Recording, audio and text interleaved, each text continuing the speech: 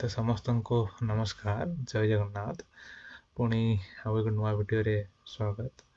तो एबे एबे गोटे बहुत बड़ न्यूज आसी पहुंची जे उड़ीसा पुलिस तरफ जे आमर 8 और 9 रे जे एग्जाम हेबाक थिला रिटन एग्जाम उड़ीसा पुलिस रो तो सेटा पोस्टपोन कर दिया जायछि अनिर्दिष्ट काल पई। तो एटा आज से अच्छी 6 मार्च रो नोटिस 2025। तो यहाँ आमर एडिशनली सेक्रेटरी श्री एस पात्र आमर डीजीआईजी ऑफ ओडिशा पुलिस को पाखु चेयरमैन ऑफ ओपीआरपी भुवनेश्वर। तो सब्जेक्ट अच्छी रही combined recruitment examination 2025 for group B कौन रही सर।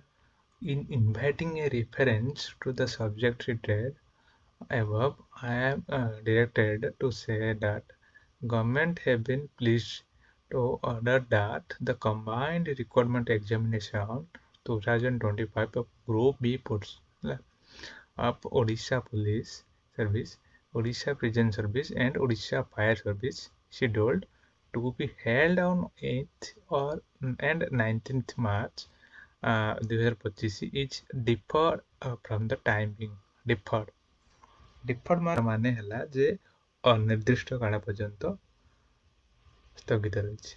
ठीक अच्छे।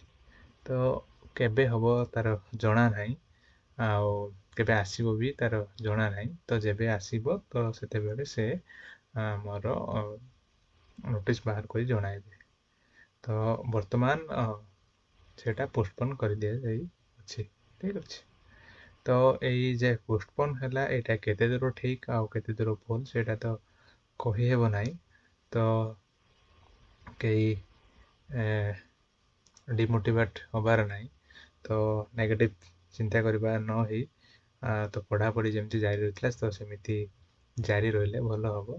तो सेमती जमती चलता सेमती पढ़ापढ़ी जारी रखु किसी मन नेगेटिव आणतु नाही।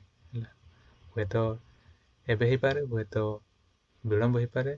तो केबे हेबो कही हेबो नाही। तो यदि खिलाफ हो गला पढ़ापढ़ी ढिला हो गला तो बहुत असुविधा हम। ठीक अच्छे। तेणु जमी चली सेमिति जारी रखु। ठीक अच्छे। तो यहाँ थिला वीडियो। तो बाकी जदि वीडियो भल लगी ताले लाइक कमेंट शेयर आउ हाँ सब्सक्राइब निहाती करंतु। आउ पुणी आउ एक नुआ वीडियो देखा से पर्यंत रहुची। जय जगन्नाथ।